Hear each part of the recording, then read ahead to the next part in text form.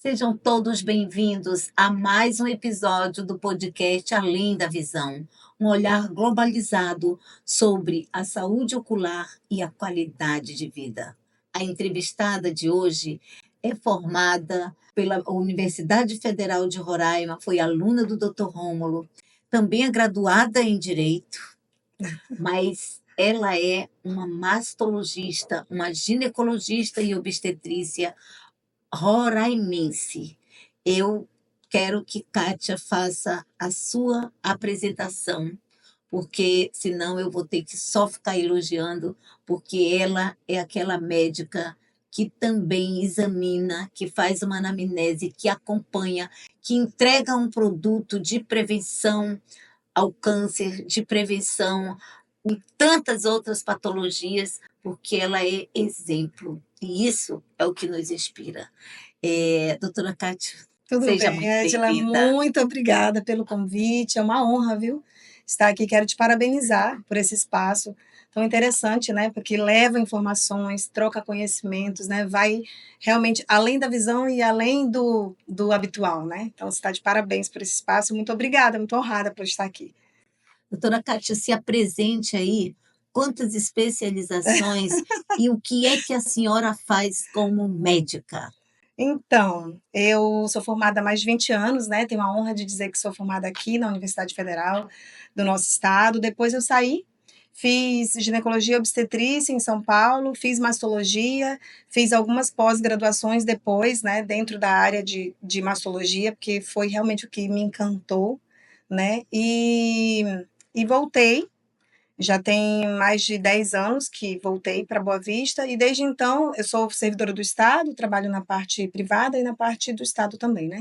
Trabalho no Centro de Referência de Saúde da Mulher como mastologista, e também trabalho no Hospital de Amor. Essas são as redes, públicas que eu trabalho, né, e também trabalho na rede privada, dentro da mesma área, da ginecologia e mais, assim, muito mais atuante hoje em dia na mastologia. Doutora Kátia, nós, quando tivemos a ideia de convidá-la, nós a convidamos porque realmente eu vi quantas entregas no trabalho lá em outubro, quando se falava na prevenção do câncer de mama, hoje tão debatido, tão prevenido, que é o que as palestras todas fizeram. Mas nós quisemos trazer à tona agora, fora do mês de outubro, para que separado as pessoas pudessem entender que, no momento em que fazem prevenção do câncer de mama, estão prevenindo tantas outras doenças. Mas, falando da senhora, que tem uma especialidade que não são muitos aqui em Roraima, são muito poucos, e a dificuldade que se tem de ouvir uma palestra sua, tudo bem, uma orientação, tudo bem, porque a senhora foi aluna do Dr. Rômulo, e eu sei que a senhora é uma mulher que não é mercenária.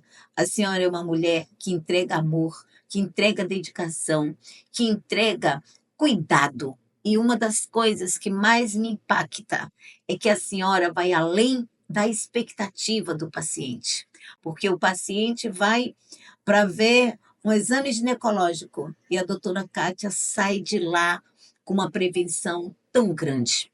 Perdi uma irmã e rápido um câncer fulminante no pulmão, mas que ela morreu cega e teve que fazer inclusive uma rafia, o olhinho teve que ficar fechado, porque os olhos são o espelho do que tu sente no corpo. Tu vai sentir uma febre, onde é que lagrima? Verdade.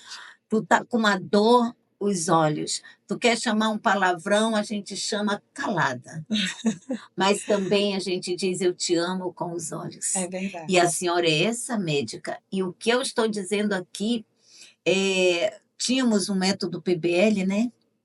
E ali a Kátia, ela, vou chamar assim porque eu já sou uma senhora idosa de 64 anos e já convivo com ela esses 20 e poucos anos de formada.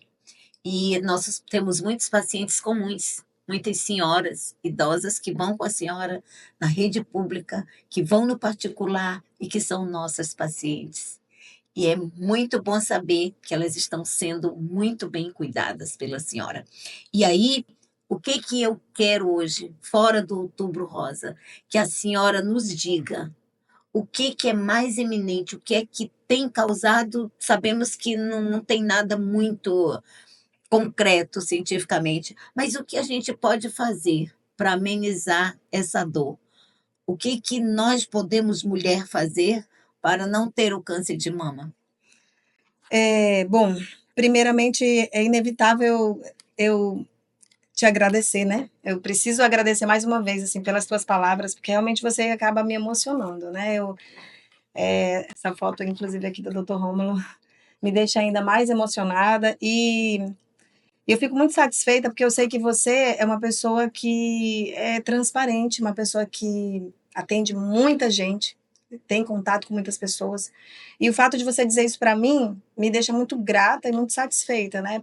É como se eu realmente é, tenha conseguido ser um instrumento de Deus nessa missão, né? Que me foi dada, que é levar a informação, atender com carinho, atender com empatia. Né? Então, eu acho que, acima de tudo, a gente tem que ter empatia com o paciente. E eu te agradeço muito pelas palavras. E, voltando à tua pergunta, eu acho que o que falta para a gente hoje em dia, realmente, é a gente tomar as rédeas da situação, né? A gente ter essa consciência. Eu fiquei muito grata com o que a gente viu agora em outubro, que foi a busca por conhecimento, né? Muitas pessoas me chamaram, muitas empresas, empresas de saúde e não empresas de saúde, muitos profissionais da saúde fora da saúde. Então, me pareceu que a busca esse ano foi mais forte, pelo menos aqui, né? Tanto é que você próprio pôde ver, muita gente pôde presenciar, pôde ouvir, era presencial, online, podcast, enfim. Então, me parece que a gente está no caminho certo, né? Que é isso, é a informação, é você ter a noção de que exames de prevenção vão salvar, de que a mudança dos teus hábitos de vida é o que vão fazer diferença, né? Porque quando a gente fala do câncer de mama, a gente fala de alguns fatores que a gente não consegue controlar, mas aqueles que a gente consegue controlar é ali que a gente tem que investir. E eu acho que, assim, é aí que mora a nossa missão mesmo, é fazer os nossos exames de prevenção, ter alimentação adequada, controlar peso, fazer atividade física.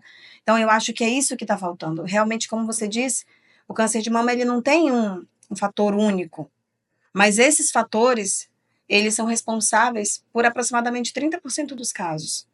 Então, a gente precisa tomar as rédeas dessa situação e mudar os nossos hábitos de vida, ter consciência de que os nossos hábitos vão fazer diferença na nossa saúde, realmente, né? E olha, gente, as perguntas que eu vou aqui deixar eternizada no YouTube. E que quando você tiver dúvida, você vai lá, clica e vai ter sempre a doutora Kátia falando para você. Eu quero que fique registrado, mas que a gente tenha acesso sempre. Eu tive a oportunidade no Outubro Rosa de escutá-la em vários momentos, mas me impactou as perguntas. O Além da Visão, ele tem chegado em muitos lugares. E a pergunta, porque a doutora Kátia falou nas palestras dela da importância da mamografia, mas alguma pessoa que nos seguia perguntou aqui, e eu quero perguntá-la, que a senhora falou da importância da mamografia, tudo bem, chamou atenção, mas a pessoa quer saber a partir de que idade tem que fazer essa mamografia. 40 anos. 40 anos, se ela não for grupo de risco. O que, que seria o grupo de risco? Paciente com aqueles familiares de primeiro grau, com câncer de mama, ou quando a própria paciente já teve alguma biópsia, né, alguma lesão biopsiada e que deu uma atipia. Então, se a paciente for classificada como uma paciente de alto risco para desenvolver câncer de mama, ela será orientada a realizar a primeira mamografia até antes dos 40 anos. Mas se não, se for uma paciente genérica, 40 anos, assintomática, começar a fazer a mamografia anualmente. Olha outra pergunta interessante. A doutora falou numa palestra, numa empresa aí, doutora Kátia, sobre o teste genético que a pessoa precisa fazer quando alguém da família teve câncer. Mas a senhora pode responder no seu podcast, mesmo sendo da visão, mas como ele vai além, e nós vamos procurar essa qualidade de vida em várias outras especialidades, para saber da senhora o que é esse teste genético. Eu tive, então, quem vai procurar? Como é que faz? Eu quero fazer um teste genético. O que é esse teste genético? Que nas palestras não explicaram o que é. Como que se E a faz, né? pessoa quer saber o que é isso. Na verdade, o teste genético ele é um exame laboratorial, feito na maioria das vezes com sangue mesmo, como se fosse um exame de sangue, né? Para a paciente não vai fazer muita diferença a forma da coleta, porque ela vai achar que é um exame de sangue normal. E nesse exame será buscado alguns genes, né? São vários, né? Isso depende do quanto que a paciente vai investir naquele teste, porque tem testes que investigam um X número de genes e outros que investigam mais e outros que investigam até mais, né? Sendo que desses genes que podem estar mutados e que podem estar ligados ao desenvolvimento do câncer de mama, câncer de ovário, os mais conhecidos e os que mais são atribuídos à doença são os BRCA1 e o BRCA2, que acabaram ficando mais famosos com aquela... Você lembra da Angelina Jolie, né? Que ela teve BRCA1 e BRCA2 mutados. Então, acabou que isso ficou mais conhecido naquela época, né? Mas, realmente, esses genes, o BRCA1 e o BRCA2, eles são os mais associados geneticamente com o câncer de mama. E aí, o que acontece? Quem que deve fazer? Existe um cálculo, assim, a paciente precisa ser classificada como uma paciente de risco, como eu tinha falado anteriormente. Então, ela será avaliada com relação à história pessoal e com relação à história familiar dela. Então, muitas vezes é uma paciente que ela própria já teve câncer de mama, em uma mama. E aí, ela voltou com um novo tumor, com um novo nódulo, sendo na mesma mama ou sendo na outra, mas de toda forma, isso mostrado que não foi uma recorrência, né? Não foi uma recidiva da doença, outro nódulo novo. Então, você começa a pensar, será que essa paciente tem uma alteração genética?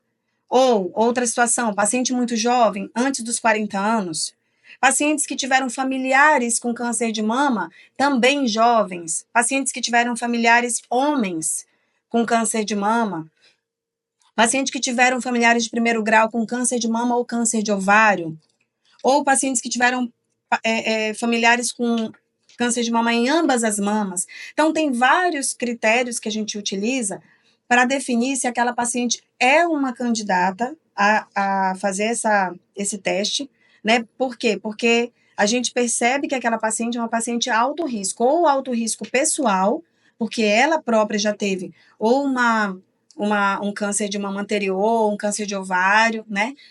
Ou ela teve uma doença em idade muito jovem, ou uma paciente que tem um alto risco familiar. E aí essa paciente é direcionada para fazer esse teste genético. O que acontece com esse gene? Esse gene, que é o BRCA1 e BRCA2, ele é um gene que nós temos e que ele está ali para impedir, para como se fosse para nos, entre aspas, para ficar mais fácil de entender, para nos defender dessa proliferação exagerada que é o câncer de mama. E quando a gente tem esse gene BRCA1 e BRCA2 mutado, ou seja, ele está como se fosse defeituoso, ele acaba não exercendo o papel que ele deveria exercer. E é aí e aí, quando a paciente tem essa mutação genética, ela tem uma chance, ao longo da vida, de 70% a 80% de chances de ter câncer de mama. Então, por isso que é interessante, porque a paciente que é sabidamente mutada, ela vai fazer o quê? Ela vai ficar muito de olho nos exames dela. Ela vai fazer mamografia, ela vai fazer ressonância, ela vai começar a fazer o rastreamento dela muito antes. Exemplo, se você tem uma paciente tem a mãe que teve câncer de mama aos 42 anos. Então, essa paciente teve a mãe, uma familiar de primeiro grau, que teve câncer de mama numa idade super jovem. Essa paciente vai começar a investigar 10 anos antes da mãe. Então, ela vai começar a investigar com 32 anos. Essa paciente vai ser orientada a fazer o teste genético. Se essa paciente for mutada, ela tem mutação genética, ela tem a mãe que teve câncer de mama com 42 anos. Então, não vai dar para brincar com essa paciente. A gente vai ter que ficar muito de olho nela, vai ter que fazer, né, exames muito rotineiramente. E, em alguns casos, são elegíveis, inclusive, a fazer a mastectomia profilática, que é a retirada do tecido glandular mamário, né? Coloca-se uma prótese. Obviamente, não são todos os casos, tem que conversar, ver se a paciente tem filho, se amamentou, se quer ter, se tem esse desejo, mas, assim, tem alguns casos que são elegíveis, inclusive, a fazer a mastectomia profilática. Doutora Kátia, por eu usar prótese de silicone, eu sou muito mais sujeita ou tendenciosa a ter câncer de mama? Não. O silicone ele A não causa pergunta. câncer de mama, tá? Existe uma confusão com relação a isso, por quê? Porque tem a doença do silicone, né? E aí algumas pessoas tendem a achar que a doença do silicone está falando do câncer de mama, não é. A doença do silicone é uma doença mais sistêmica mesmo, né, com sintomas mais inespecíficos, assim, e sintomas mais inflamatórios, uma inflamação mais crônica, muitas pacientes até têm dores no corpo, dores nas articulações, dores de cabeça, às vezes até manchas na pele, mas não é o câncer de mama. Então, o silicone ele não está associado ao câncer de mama. O que alguns estudos tentam provar e estão em estudos é com relação à relação de algumas próteses de silicone, as mais texturizadas, com um tipo de câncer que é um câncer dos vasos linfáticos. Então, isso acabou gerando uma confusão, assim, no entendimento, né, e algumas pacientes, às vezes, realmente vêm com essa pergunta e com esse medo, assim, de ter relação do câncer de mama com a prótese, mas não, o silicone não causa câncer de mama. E eu sei que a senhora falou muito no Outubro Rosa, mas como eu quero que fique aqui bem disponível, eu quero que a senhora diga quais são os sinais de alerta do câncer de mama. Inclusive, doutora Kátia, aqui a ouvinte colocou: poxa, eu queria tanto que meu marido tivesse ido escutar a doutora Kátia falar sobre a prevenção do câncer de mama, mas só tinha mulher no chá. Mas homem também não tem câncer de mama? Tem, Por que ela, ano que vem, 2025, a proposta é que os homens também participem, porque aí eles vão ser parceiros na verdade. prevenção e também vão se cuidar. É verdade. O câncer de mama pode sim acontecer no homem, né, numa proporção menor, sim, né, 1%, representa 1% de toda a população que tem câncer de mama, mas a gente não considera isso insignificante, sabe, Edila? Porque os números são muito altos, né, como a gente já, no outubro a gente falou bastante desses números, mas a gente tem uma estimativa para agora, 2024, a gente encerrar com mais de 70 mil casos novos, só no Brasil.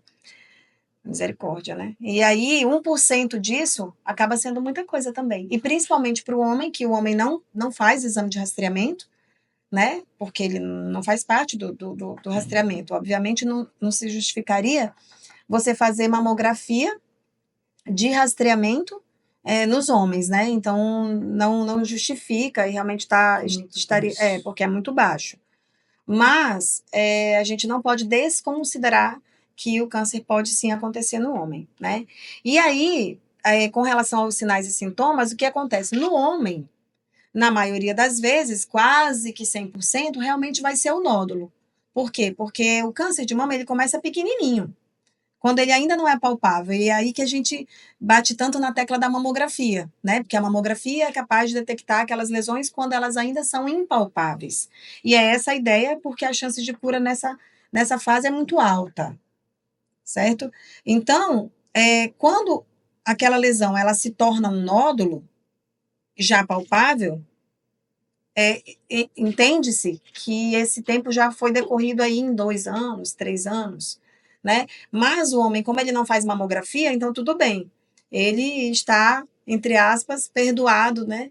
De ter detectado o câncer quando ele era o nódulo, né? Mas na mulher, muitas vezes a gente tem outros sinais que a gente precisa acender a luzinha ali, precisa realmente ligar o alerta.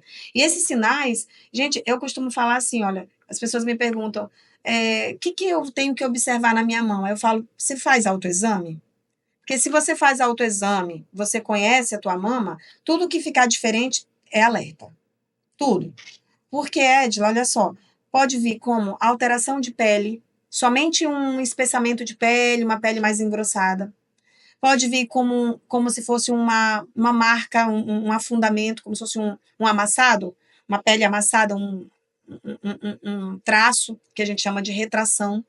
Pode vir como descarga papilar, que é um líquido que sai da mama, que pode ser fisiológico, mas pode ser um sinal de alerta.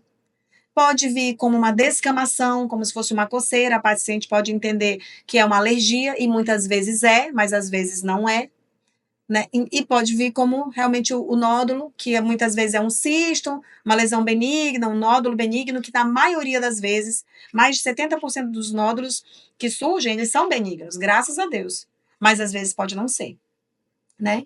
E o que é, entre aspas, pior é que na maioria das vezes ele é assintomático, ele é indolor, né? Então, realmente, ele é uma doença considerada silenciosa, porque ele fica ali, em geral, na maioria das vezes, ele não dá sinais, assim, de dor, né? De incômodo. Muitas vezes pode vir como uma inflamação, que a gente chama de carcinoma inflamatório, então a mama fica vermelha, quente, né? Então, assim, você vê que vários dos sintomas e sinais que a gente está comentando, eles são associados muitas vezes ao câncer de mama, mas muitas vezes eles são lesões benignas. Uma mastite, ela não vai deixar a mama vermelha, quente, dolorida, que é a inflamação da mama benigna? Vai, mas tem um tipo de câncer que também deixa, né? Então, eu costumo dizer que, assim, tudo que surgir de diferente na sua mama, precisa investigar, porque os sinais, né, o mais comum, se você me perguntar assim, Kátia, qual que é o mais comum? Realmente é o nódulo, que é o que a paciente vai perceber mais facilmente. Mas por que ela vai perceber mais facilmente? Porque apesar da gente falar tanto do autoexame, que precisa conhecer o seu normal, para quando tiver uma anormalidade você detectar e tudo, infelizmente, a gente tem menos de 50% das mulheres ainda fazendo autoexame. Então, como elas não fazem, muitas mulheres, na maioria, não faz autoexame, não tem e muitas vezes também não fazem a mamografia, então não tem como detectar antes de se transformar o nódulo. Acaba que o nódulo ainda é o mais comum, mas a gente tem essa gama de outros sinais e sintomas que devem ser observados. Necessariamente, detectado o nódulo, tem que fazer a biópsia? Não, porque, por exemplo, você faz um nódulo, você faz uma mamografia, tem um nódulo. Você faz um exame de complemento, por exemplo, a ultrassonografia. A ultrassonografia mostra que é um nódulo de água, ou seja, a gente chama de cisto, né? Um nódulo cístico, que é um cisto. Esse nódulo não necessariamente tem que ser esvaziado, nem tem que ser biopsiado.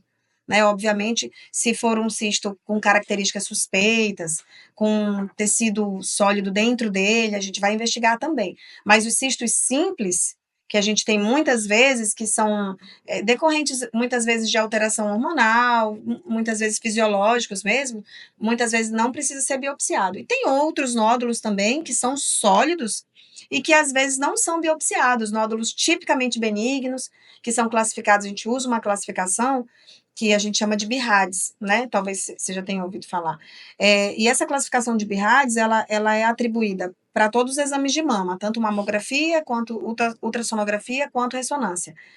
E quando a gente tem um nódulo com características que a gente chama de BIRADS 3, o que é esse BIRADS 3?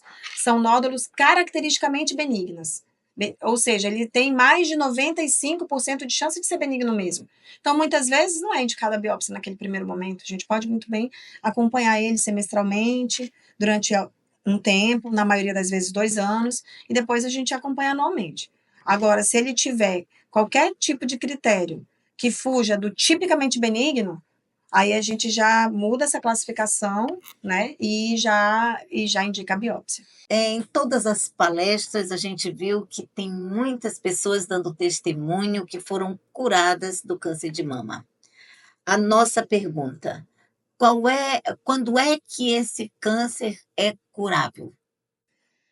Então, na realidade, ele é curável na maioria das vezes. Mas o que a gente tem que lembrar, enfatizar, essas chances de cura, né? E o que a gente tem que enfatizar é que essa cura, ela pode ser acima de 95%, se o diagnóstico for precoce. Então, é muito alto. Ele não só, esses relatos, esses testemunhos de cura do câncer de mama, eles não só são verdadeiros, como eles são muito frequentes mesmo. As chances de cura do câncer de mama, e sabe uma coisa que eu costumo dizer, que é muito interessante? A gente precisa lembrar disso, porque a gente só lembra do câncer de mama em duas listas, né?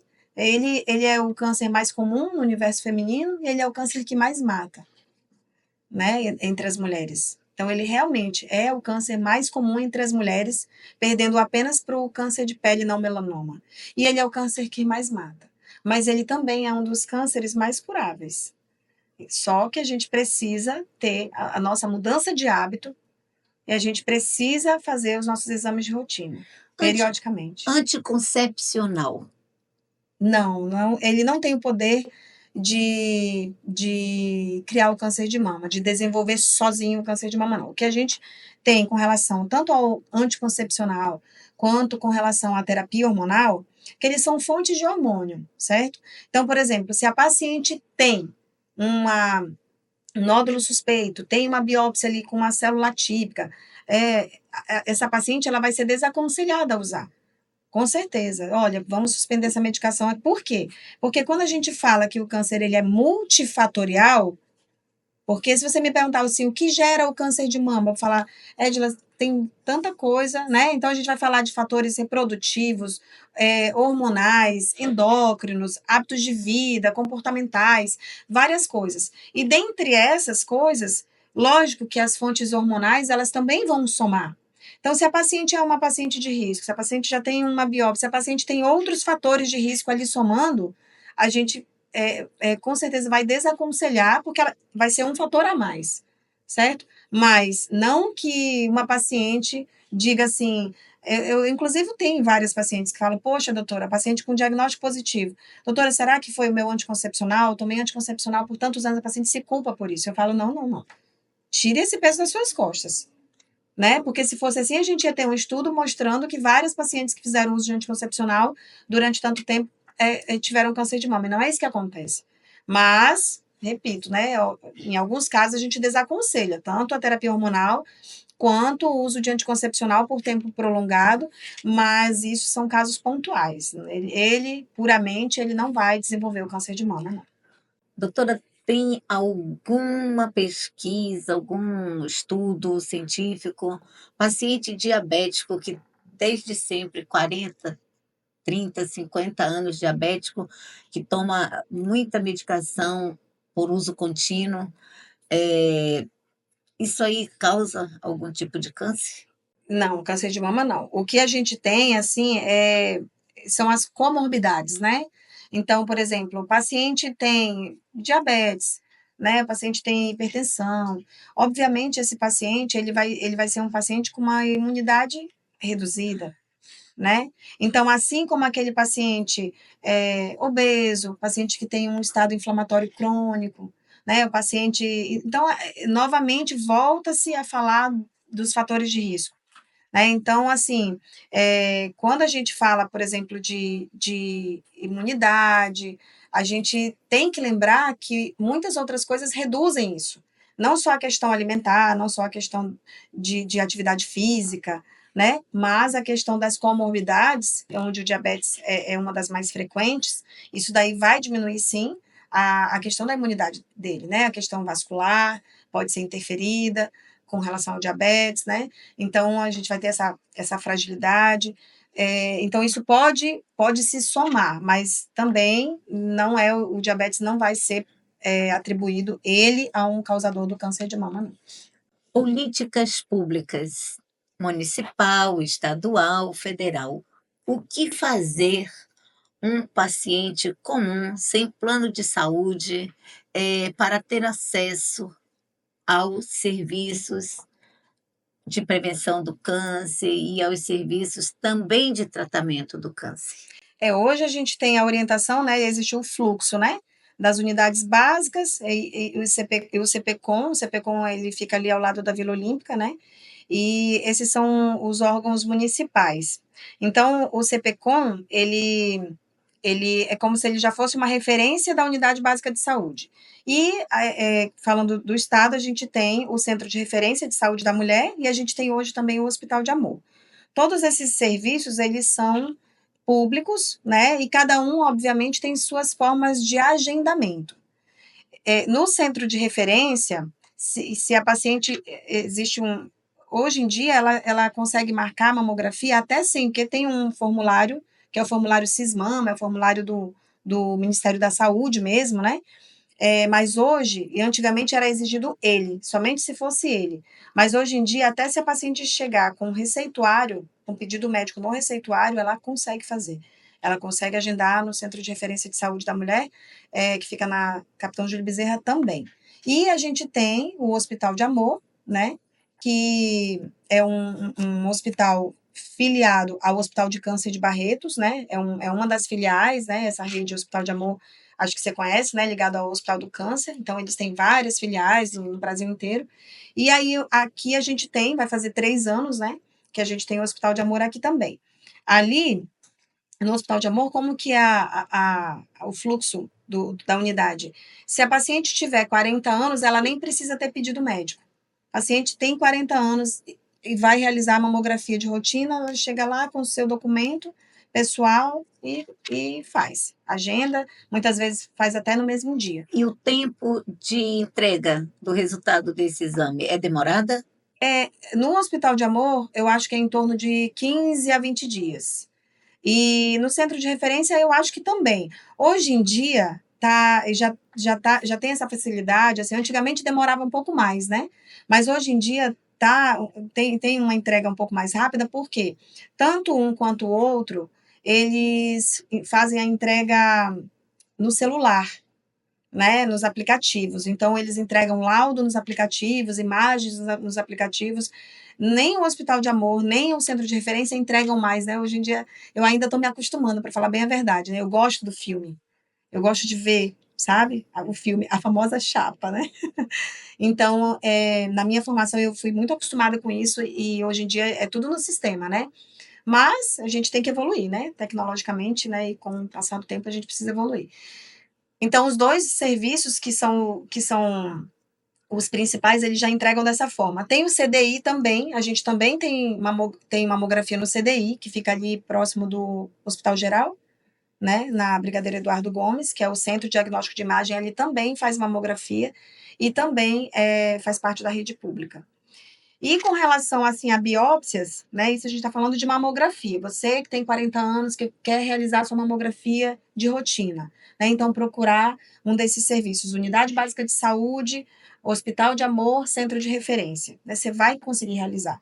E com relação à biópsia, aí você já vai ter que ter passado com o médico, né, porque daí o médico vai avaliar, o mastologista vai avaliar, vai solicitar, muitas vezes ele vem, às vezes com um pedido de biópsia já das outras unidades, ele vai referenciado, ou da unidade básica de saúde, ou do CPCOM, ele vai referenciado, ou para o Hospital de Amor, ou para o centro de referência, e a gente consegue realizar.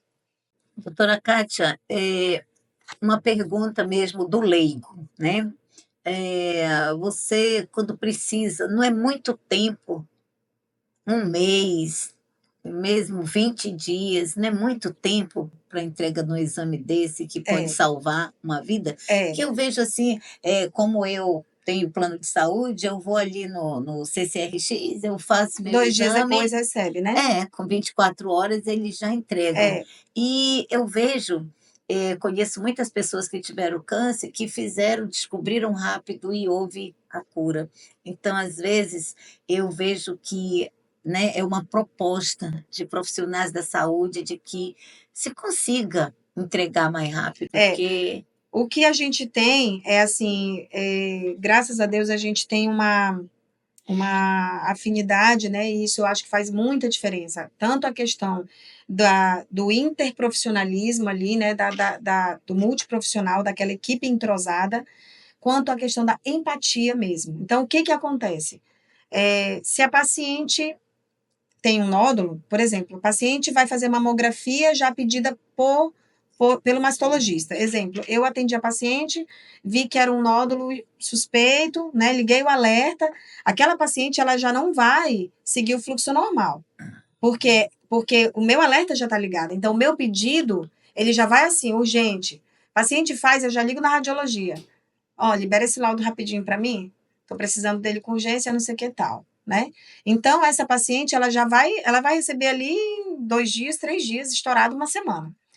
Do contrário, se é uma paciente que não passou por nós, é uma paciente que seguiu o fluxo de rastreamento, mas a radiologia viu que é uma lesão suspeita, muitas vezes a radiologia também liga para a gente, ou para assistente social. Existe essa classificação que eu te falei, né, a do BIRADS. Então, assim, o BIRADS 0, ele é meio inconclusivo, precisa de exames de complemento e tal. BIRADS 1 e BIRADS 2 seguem rotina. O 3 está tranquilo, a gente está ainda tranquilo. BIRADS 4 e BIRADS 5, todo mundo liga ao alerta. Seja mastologia, seja radiologia, oncologia, clínico. O clínico da UBS, se ele vê BIRADS 4 e BIRADS 5, ele já manda diferente. Então, essa classificação ela segue um fluxo diferente. Então, por exemplo, se a radiologia está ali, o técnico de radiologia, né? Ele viu uma imagem que chamou um pouquinho a atenção dele. Obviamente, ele não é médico, né? Ele não tem essa obrigação de conhecer as lesões, mas muitas vezes ele auxilia também, ele faz parte dessa equipe multiprofissional, né? E ele viu essa lesão que é estranha. Ele chama o médico radiologista, doutora radiologista, né? Não é o mastologista, é a radiologista. Doutora, ó, eu vi essa imagem aqui, achei estranho. A senhora vai querer pedir algum complemento? Eu seguro já a paciente aqui, o que a senhora acha? Aí a médica já fala, tá estranho mesmo, vou querer. Vou pedir, já faz o complemento, já libera, coloca nesse bloco aqui, que esse bloco aqui eu vou laudar mais rápido. Então, isso tudo se faz, né? Isso tudo se faz. Então, assim, dificilmente a gente tem uma lesão BIRADS 4, BIRADS 5, que demora esse período, né? A gente consegue urgenciar os casos, né? Tipo, aos desiguais, fluxo desigual, né? Que é para poder alinhar e poder seguir mais rápido. Doutora Kátia, ela é um diferencial. Ela deixou aqui coisas muito interessantes, informações interessantes. Se você gostou, clica, compartilha esse podcast, porque você vai salvar vidas. E agora, doutora Kátia, sabe do nosso grande prazer em tê-la recebida aqui. Nós gostaríamos que a senhora desse a sua mensagem final. Quero agradecer mais uma vez o seu convite, parabenizar você por esse espaço realmente muito interessante. E eu acho que, como mensagem, eu tenho visto, assim, Edila, muita. Sabe o que me toca às vezes? O paciente fala assim, a hora que a gente entrega o diagnóstico, o paciente fala, meu Deus, pacientes que têm filhos, que têm uma mãe ali próxima, o paciente pensa logo na sua família. A primeira coisa que ele pensa, que a paciente pensa é na sua família, em deixar seus filhos, em deixar sua mãe, né? Então, eu como mensagem final, eu acho que eu diria realmente a prevenção é a palavra de ordem mesmo, previna-se, mas mais do que isso, previna-se não só por você, e sim por aquelas pessoas que você ama tanto. Então, previna-se, porque isso realmente salva a sua vida, aumenta o seu laço, né, com a sua família, e eu acho que realmente é o caminho. Prevenção é o caminho.